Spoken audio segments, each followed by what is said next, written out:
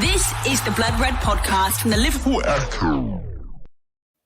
Hello and welcome to the latest Blood Red podcast from the Liverpool Echo. I'm your host, Matt Addison, with Paul Gorst and Ian Doyle actually alongside one another inside Echo Towers at the moment. And myself and Sean Bradbury still trapped at home for the time being, but hopefully back in person very soon. We're going to be looking back at this weekend's frustrating draw with Brighton and ahead, of course, to the midweek Champions League clash with Atletico Madrid at Anfield on Wednesday. But as ever, we'll review before we preview, and that means starting with the 2-2 draw with Brighton on Saturday. Gorsty, I'll come over to you first. Liverpool didn't play particularly well over the weekend. Brighton, I thought, were very, very impressive. Was a draw about as much as Jurgen Klopp could expect given those two performances? No, because I think once you're 2-0 up at home against Brighton after 25 minutes, I think you've got every right to expect the team to go on and get the full points. But once Mane's goal got ruled off, which was just after the half-hour mark, Liverpool completely just went AWOL. Brighton got the way back into it, didn't he, through Mwepu, and we can argue all day whether he meant it or not, but either way, they were back in it. And at half-time, I'm sure Doyle will take full credit in this, but he was saying to me that Brighton are going to get something from it, and I thought maybe not, but as it was still at 2-1 and Brighton came out in the second half and were pushing and probing for the equaliser, I think the kind of anxiety on in the crowd, I think that spread into the players, and there was just a bit of unnecessary nerves. And I think by the end of it, the players were completely racked by it, and the fans weren't doing a whole lot to gee them on. And it was kind of a bit of a chicken and egg thing, whereas by the fans need something from the players to get them going, but the players need a bit of a lift from the fans, and neither of them could supply it. And by the end, Brighton were well worth the points and probably could have had all 3 points. So it was disappointing, but I think when you're 2-0 up after 25 minutes, it doesn't matter who it is at Anfield, you're going to be massively frustrated not to have won the game. And, every point is going to be vital this season. So definitely 2 points dropped. And those 2 points dropped, don't you mean that the midfield question is back, Gini Wijnaldum and so on and so forth? It did look a little bit jaded in that area of the pitch. I thought Adam Lallana and some of the Brighton players seemed to overrun Liverpool in that sort of position at certain times.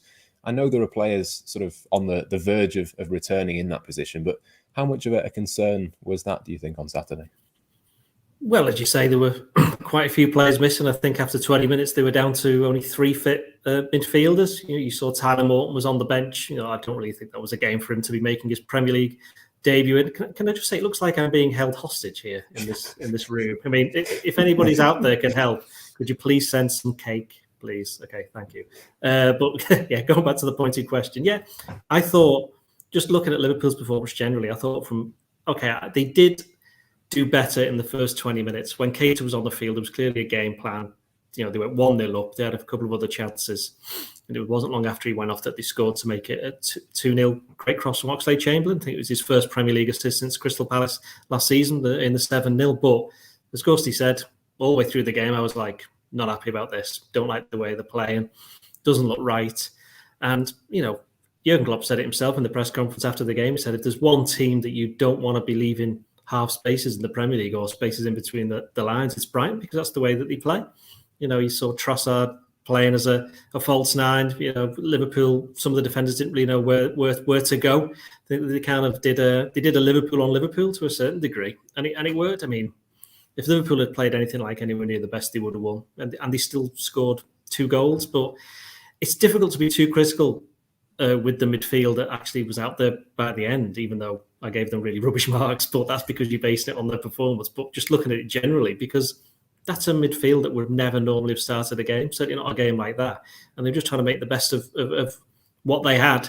And the fact that they had that 2-0 lead fairly early on, that prevented them from suffering an even worse fate. I mean, I personally think it was a good point in the end, because that's the worst Liverpool have played since they got beat at Real Madrid. So, it's very rare for me to be a glass half full kind of person, as anybody who knows me. But that's the way that I looked at it, is that Liverpool just were shocking at times. It wasn't just the midfield either, although that was a contributing factor. I must admit that I think I gave Jordan Henderson a 5, and speaking to some people afterwards, I think somebody gave him, like, saying their man of the match. And it's partly because he was covering all the time for Curtis Jones and Alex Oxlade-Chamberlain. Couldn't be in all the places at once, but the problem you had is that he certainly wasn't there when Brighton were getting their chances. And it was a strange game. If that Mane one where they charge down the keeper goes in and it's 3-0, it's game over. Then don't think anybody could have complained too much. But he was a bit unlucky for it to get disallowed. Goes to 2-1 with that kind of fluke, even though Garth Crooks reckons it was completely meant and just Alisson was blinded by the sun and all kind of stuff like that. Even though the sun had gone in by that point, I think it had. But overall, didn't really function properly. But just one of those. And what is it, 24 games unbeaten now? So Liverpool are still very, very difficult to beat, even when they're not playing well. Yeah, Alex Oxlade-Chamberlain came on, Sean, and got the assist for the Mane header, as Dory says. But what did you make of him in general? I mean, to me, he just looked like a player who hadn't really been trusted so far this season and gets thrown in because basically that is the situation that he finds himself in. Yeah, absolutely. I thought, to be honest, he even looked tired, arguably by half-time and certainly by 60. But it wasn't an individual thing. I think, as the lads have alluded to already, midfield was the biggest issue. I thought the problems there really started when Keita went off. He looked so sharp going forward and was helping in the way that he does pin Brighton back. But then Oxlade-Chamberlain, he's a good direct player, isn't he? But I think, we've often seen some of his limitations and also seen the things that do make you excited about him. And when he does come in from the cold or, when he's recovered from injuries, there is always that bit of hope that he'll come in and do a job. But, sometimes when you think about it, he's often utilised a bit further forward, isn't he? And in the forward line. And I think that the deficiencies in his game were exposed a little bit at the weekend. But I wouldn't pin it all on him by any means. I think, Henderson, as Dory said already, it was a strange performance because I thought in the first half hour when Liverpool in general were taking along really well, he was excellent. And it was almost at that point, it was the kind of game that suits him where he can just put his foot on the ball and ping passes around. But I don't know, maybe you can even argue it was a warning sign, the fact that he got that far forward to score the initial goal. It was very different at times from what you'd expect from Fabinho in that number 6 role. And I do sometimes think with Henderson, against a team who are kind of adventurous but also disciplined and work to a good game plan in the way that Brighton did, it does seem in his game that he is the stand-in number 6. I mean, that's what he is, isn't he? We've obviously seen him excel in that role and he's had a lot of minutes in that role over several seasons, but he'd be the first to say, as he did say to Klopp one time, he thinks he's better in the number 8 position, and I'd certainly agree with that. He isn't Fabinho, is he? And then I think Curtis Jones as well, a player who was thrust into the limelight maybe last season and got more minutes than he would have done, and who realistically is probably the 5th, 6th, 7th choice, maybe, if you can see it as bluntly as that, to be one of those number 8 positions ahead of Fabinho or Henderson. And, he's going to be a brilliant player in the future, but he's still learning in the present. And I think you saw that a bit with him in midfield, where specifically for the first goal, I think he did a bit of ball chasing. He almost formed a line of 4 with the forwards to try and get at the ball. And then suddenly, a few seconds later, he was back in the box, ball chasing at the other end. And both of those actions seemed to create a bit of space. So, yeah, I think it was a wider thing in the midfield that allowed Brighton to find some gaps. And as the guys have already said, it was a clever plan with Trossard's positioning. It reminded me a little bit of what Atletico Madrid did to Liverpool. Again, in similar circumstances, Liverpool had a 2-0 lead and then just good patterns of play, exploited them and opened them up a little bit. So I certainly wouldn't pin it on any one individual. And, whilst it is a little bit of a recurring pattern, this getting to 2-0 and then having a bit of a wobble, obviously, as I say, it happened against Madrid, happened against AC Milan, and Liverpool did get over the line in those games. But it's not going to happen every time, is it? But, the cavalry is coming back, isn't it, in terms of midfield? And I think it's a bit rich. I've seen a few suggestions on social media that, looking back to the summer and saying, oh, here you go. Here's the proof that it was a big problem that they didn't get another body in. And whilst that, there's a little bit of merit to that, it's an injury crisis in midfield, isn't it? I think it's a little bit unprecedented that, as the guys have said, Liverpool were down to essentially 3 fit senior midfielders, and that's not going to be the case for long, is it? Fabinho, Thiago and others are on the way back, and it'll be a very different picture then when they return. Yeah, I think it is. It's all part of a wider issue, isn't it, Gorsty, within that midfield? I mean, for me, it's not necessarily a case of not having the extra body to come in for Wijnaldum, but maybe the extra number 6. Obviously, Jordan Henderson prefers to be a little bit further forward. I do think there is a bit of an argument that they are a little bit light. I know Fabinho is not going to miss that many games, but that does sort of feel like one that we did look at in the summer and think, well, do you want Henderson to be there week in, week out? Possibly not. Yeah, maybe. It's a difficult one, isn't it? Because when everyone's fit and you're looking at the options, you think you can understand why they haven't gone after a midfielder, because there's such a variety of skills and ability within the midfield options. When you look at whether it's Keita or Thiago, Fabinho, Henderson, Harvey Elliott's kind of taken the first steps in his career.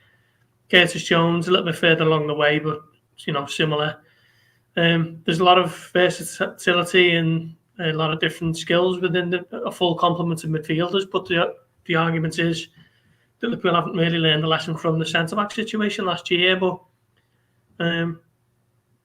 so they've got 3 fit now, haven't they?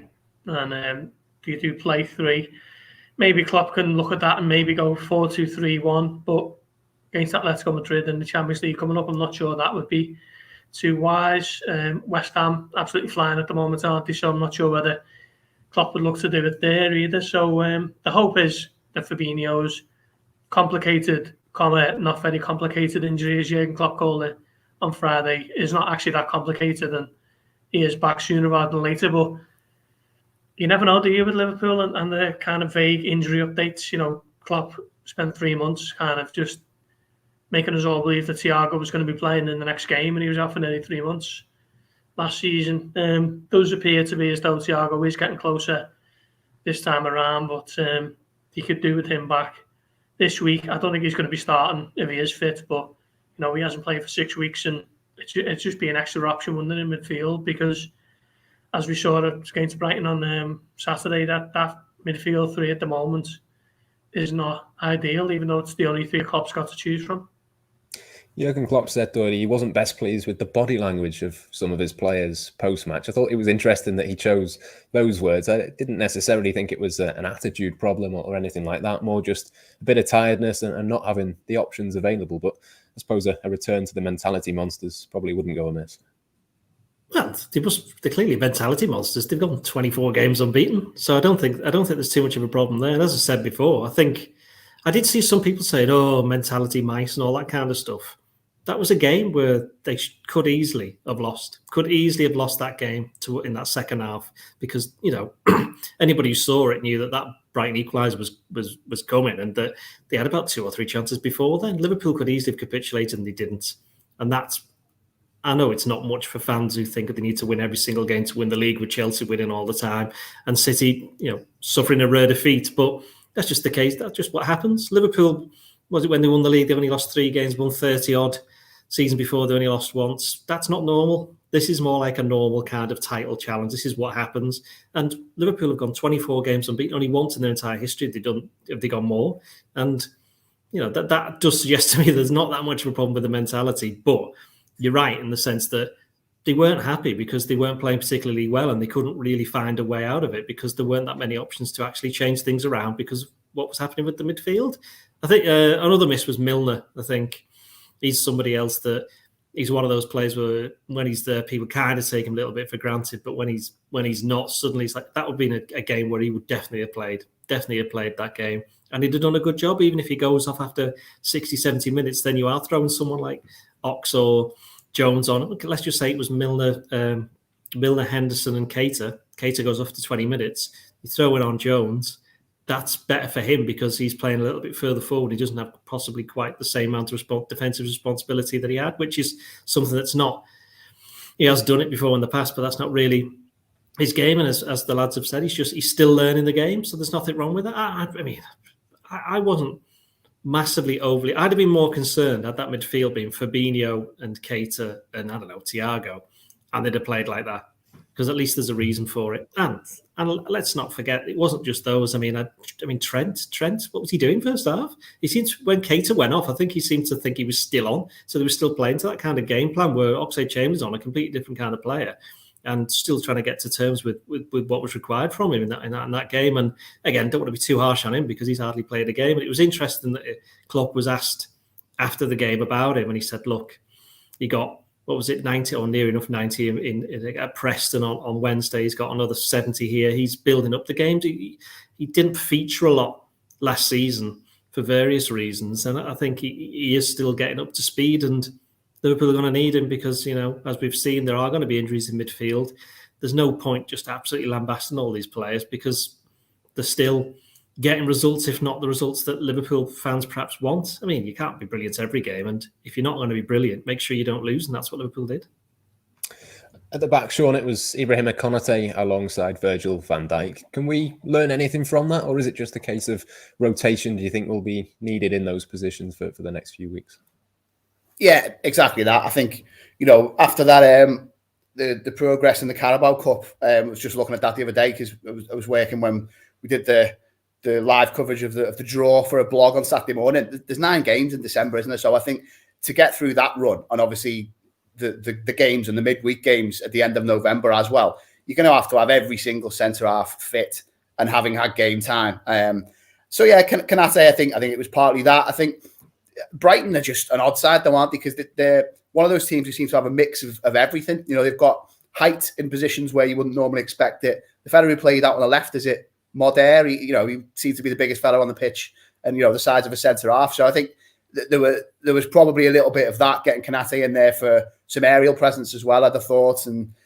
But yeah, just to get him used to first team action. It's still one of the only first few games he started in, isn't it? And building on his Old Trafford success. And to be honest, I thought he was broadly pretty good, but you did see a couple of moments where, again, I'd say a lot of this was attributable to Brighton making some good tactical decisions. They tried to get him pulled out to areas where you wouldn't really say a centre-half is comfortable, attacking the space in behind Trent and trying to draw him wide, open up a bit of space through the middle so Mwepu and others could bomb forward.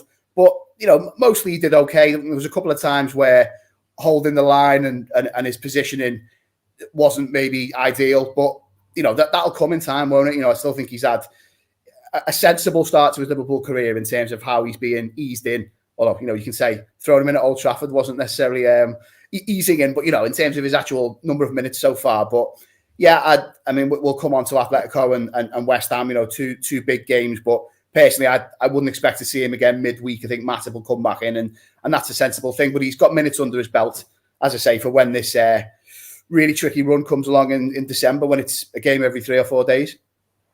Yeah, we'll move on to Atletico very shortly. But just before we do, Gorst, it's 2 or more goals conceded in 4 of the last 8 games, 5 of the last 11 for Liverpool. Is that a concern, do you think, or is the explanation partly the midfield and partly the rotation? And do we just think over the next few weeks that'll kind of sort itself out? Probably a little bit more of a concern than Klopp would like it to be. I think Liverpool started the season really well defensively, didn't they? It looked like Van Dijk and Matip were basically back to the best, but as we know, that neither of them have played too much this calendar year, so it was always going to be a case of resting and rotating where possible. But I think as long as Liverpool keep winning, I don't think it's going to be a massive problem.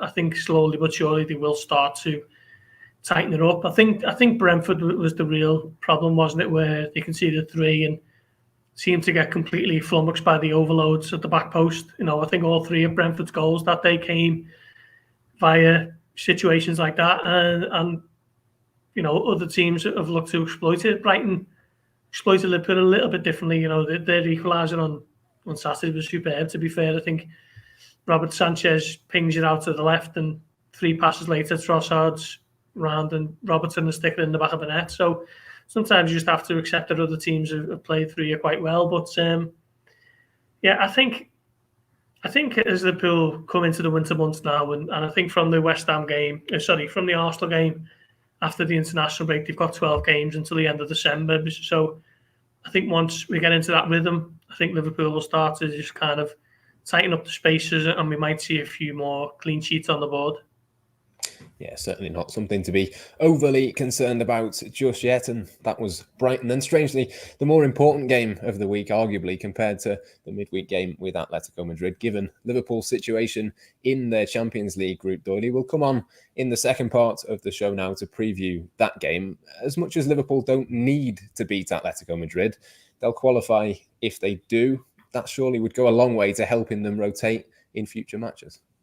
Well, obviously, I mean, they'd rather win than anything else, but I do think possibly we'll get into the team selection in a bit. I think there will be a little bit of rotation with that in mind. Liverpool have got 2 home games, haven't they? They've got this game, then they've got Porto in a couple of weeks, and 1 win there, I'm pretty sure would do it. You'd think that they're going to get that, but yeah, it is a strange one because this will be a massive game for Atletico. They haven't started particularly well. After they drew at home with Porto and they won at Milan, but that was a last-minute penalty when they were playing against 10 men for quite a bit of the game. And obviously they got beat at home by Liverpool. So for them, this is a far bigger game. And it's weird in a way because does that mean that they have to go a bit more on the attack, which is very much not the kind of Atletico thing to do? Or will they think that a draw is a good result and then just take the chances against winning in Porto and beating Milan at home?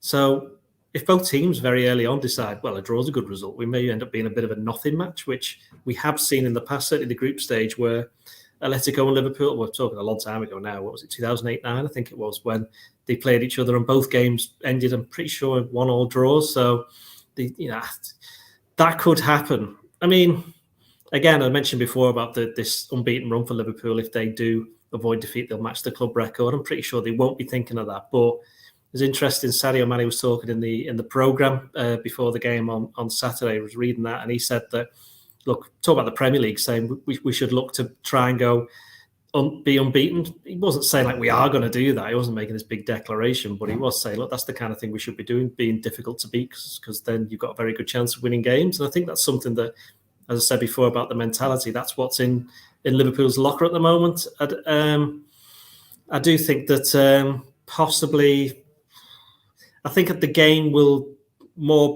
be more determined on how Atletico want to approach it than Liverpool. I think if you said to Liverpool as a point, I think Liverpool would be like, sound, that's good. They'd rather get the win, but what they don't want is any more injuries. And as you said, Matt, I think this is possibly the least important of the 3 games they'll play this week. If they want to get a win in the next 2, the one they want to win more than any of the others is against West Ham. Yeah, it really is interesting, Sean, isn't it, how Atletico will set this one up? Because typically you would expect them to defend, but not only do they need a result, but that's not really what they did in the game a couple of weeks back. Well, no, this is it, and I think Dory's right. It's a different balance of power, certainly to when the game in Spain took place, but arguably to any of the games recently when Liverpool played Atletico, be it in the group or in the knockouts a couple of seasons back. I think it's got the potential to be difficult and tight again, but I do think Atletico have they've got to mix it up, haven't they? They've got to be a little bit more on the front foot and try and go for Liverpool and not play their natural game. And I was looking at the permutations before, and I think it's interesting. I do think Liverpool can maybe afford to change their setup a little bit for this one. And I'm not saying, well, in midfield, certainly, as we've said, they pretty much can't rotate too much. But I'd certainly be inclined to play a 2 and then hopefully have a base of 6 players who can keep it tight, keep it solid, and make sure that Atletico aren't knocking on the door constantly. And I'd play 4 of the attackers and just, make sure that Liverpool are asking questions at the other end and almost playing on the break a little bit if Atletico are adventurous enough to let that happen. Because I think a draw pretty much, without mathematically guaranteeing it, it certainly means AC Milan can't match Liverpool's points tally. And if I'm right, I think that it would have to go a certain way with Milan and Porto both winning. And ultimately, I think if Liverpool got 10 points, Porto could still get 10, but then it would come down to head-to-head, goal difference in head-to-head matches, which obviously Liverpool have got a huge advantage there, haven't they? So for me, it looks like a game where if Liverpool draw it, they're pretty much home and hosed and finishing, first or second in the group, which, as we've seen in recent seasons, doesn't really matter, does it? In where you finish. And so, yeah, like you said before, Matt, I think the important games this week bookend this Champions League tie in a way. Liverpool just need to really make sure they don't lose this one. Which, again, as we said, how many games are they unbeaten? And Atletico did give Liverpool a real test recently, but I think even with the depleted nature of the squad and midfield at the moment, Klopp is still capable of putting out a team who can at least draw this game, and cause Atletico some problems. I think if they did mix it up a little bit formation-wise, I know we'll come on to exactly what we do and how we play it, but it just offers a little bit of a different challenge, doesn't it, to Madrid, and something different that they'll have to figure out. Because, as we've already said, I think they did cope fairly successfully eventually after Liverpool's bright start with what the Reds were throwing at them. So, yeah, I think of these next two, Liverpool have done so well putting themselves in this position in the Champions League that they can afford to just breathe out a little bit. And, not everything is riding on this midweek game, is it? And the much more important one, especially after the events of this weekend, is West Ham on Sunday. Yeah, James Milner and Naby Keita both started a couple of weeks ago. Neither of those two available in midfield. Gorst. It is interesting, obviously, with the lack of options. We have seen Jurgen Klopp put players in that we maybe didn't expect. You think of Divock Origi against AC Milan, for example. You think we could see a couple of surprises just because, as we've said, West Ham is far bigger than this one. In terms of midfield, no, not in terms of personnel. I think maybe he could play 2 instead of 3 and then maybe just go Henderson. But then the other two are not exactly defensive-minded type of midfielders, are they? So, again, that's another tough one, whether he'll be able to do that. So,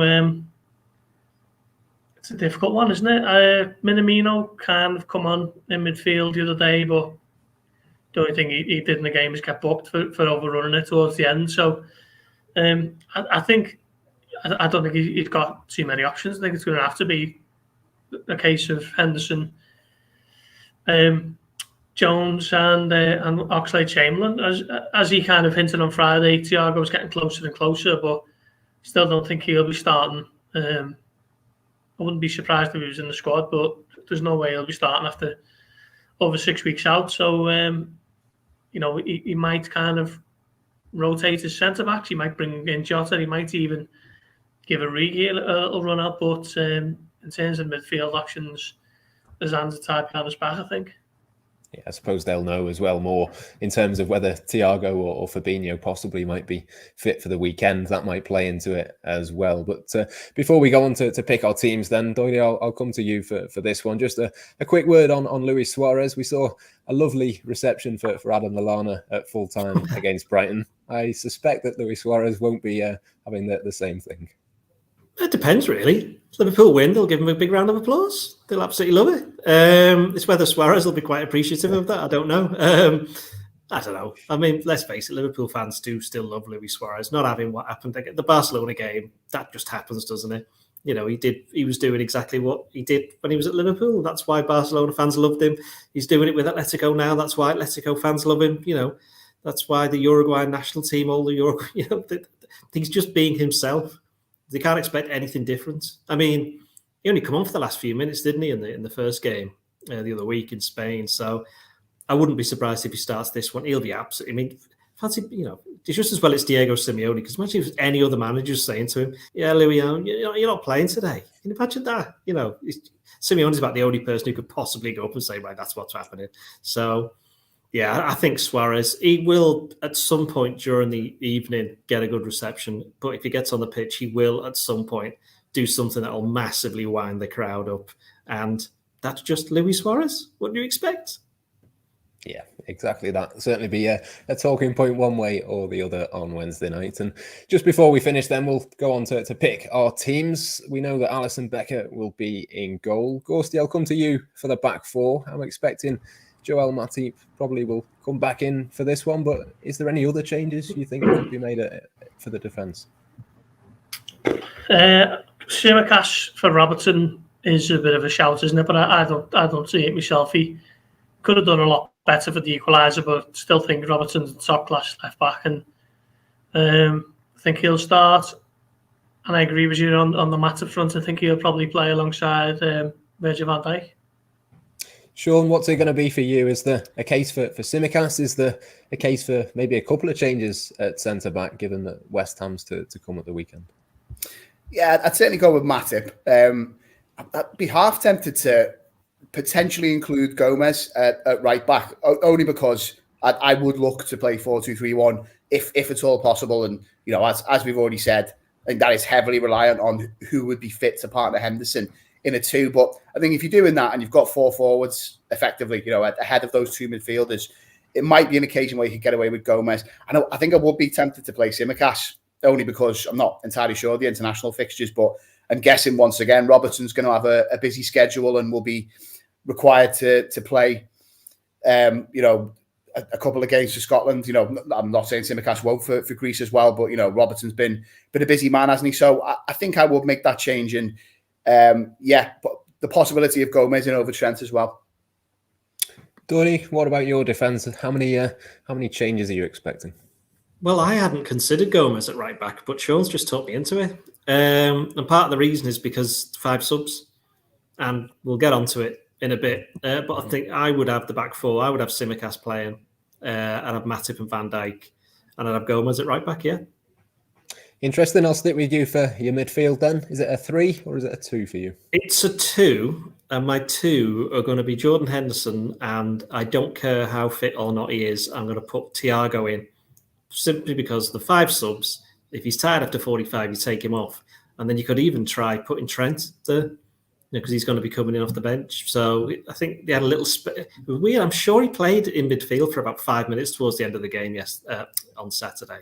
Or it might just be my imagination. They were just moving around after a corner or something. But I'm sure he was there. But yeah, I'd have Henderson and Thiago as the 2. Yeah, he did seem very central at times. Even in the first half, I thought that he was very, very in the middle trying to get the ball. But Gorsty, I'll come to you. Is it a 3 or a 2 in your midfield? Yeah, it's going to have to be a 3. It's going to have to be the same 3 you started on Saturday. I mean, Doyley's put Thiago in his team there, but the reality is that the way Jurgen Klopp is with these vague updates, it might even be after the international break that we see Thiago. Hopefully that isn't the case, but you can never be too sure, can you? Because it's always very vague and open-ended. But yeah, I just think he's going to have to stick with the 3 we played on Saturday. Sean, I think you're going for a 2-man midfield. Who is going to be partnering Jordan Henderson? Yeah, well, from what both lads have said there, I do feel like I'm cheating slightly as well. But I would look to do Henderson and Thiago if at all possible, but fully accept, as Gorsty said, that, you know, it's touch and go at the very best, isn't it, in terms of how much training time Thiago's had. I mean, if he's not, I'd still try and do it. Interesting what Doherty said about a Trent cameo there, but I'd probably go Henderson and Jones if Thiago is definitely unavailable. Yeah, Henderson and Jones, I think it is for me. I'll come back to you, Sean, as well for your front 4. Is it just the front 4, or is there a shout for a Minamino or a Origi, perhaps? I think both of them have got a shout, but on Doyley's point before about the amount of subs available, I'd start with the 4 main men. You know, in the way that we've seen them cause a bit of damage a few times in this formation, haven't we? In the 4-2-3-1. So yeah, be Firmino and Salah. Well, Salah or Jota, probably actually Jota up top. On his own, given Salah's been thriving obviously in his usual position, so it's a bit more likely if he's on the right and Mane on the left. But yeah, I think Minamino certainly and Origi obviously being in the goals at Preston, they've more than earned a half-hour cameo if the game allows for it on Wednesday. Dory, what about your front 4? Is it the same front 4 in the same positions as what Sean says? Of course it isn't.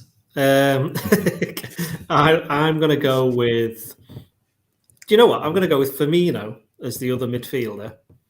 And I'm going to go Mane left, Salah right, and I'm going to put Origi up front. Because of the 5 subs, they could just change everything around. Because it's not, Atletico Madrid won't be expecting it. And by the time they've sorted it out, they'll just change it at half-time anyway. Gorsty, 3 for you, so who's going to miss out? I think you're on mute there, mate. I think Firmino's been excellent, hasn't he, last few weeks? So I just feel Jota seems to do his best work away from Anfield, so I might just keep it as it is. Mane on the left, Jota on the bench, Firmino and Salah. Yeah, nice little Diogo Jota cameo. I think we'd all appreciate a little appearance off the bench from him to change the game, as we say. 5 substitutions to change things around for Jurgen Klopp. But those are our teams then. We'll go around and do our usual score predictions to finish. I'm going to go for another 2-2 draw, I think. Gorsty, How do you reckon it might be? Yeah, as Doyle was picking his team, then I was thinking about the predictions, and I think it'll be another really tough game. Liverpool don't really need maximum points, so yeah, maybe another entertaining 2-2 draw. Dolly, are you in agreement, or do you reckon Liverpool might have the edge? I don't think Liverpool have the edge. I think it'll either be 1-1 or a very narrow win for Atletico. And Sean, to finish, any chance for a Liverpool win? None of us have gone for it so far.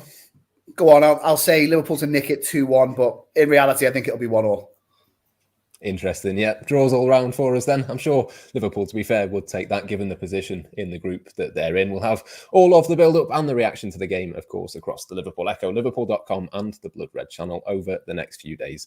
For now, though, from myself, Matt Addison, Paul Gorst, Ian Doyle and Sean Bradbury, until next time, it's goodbye.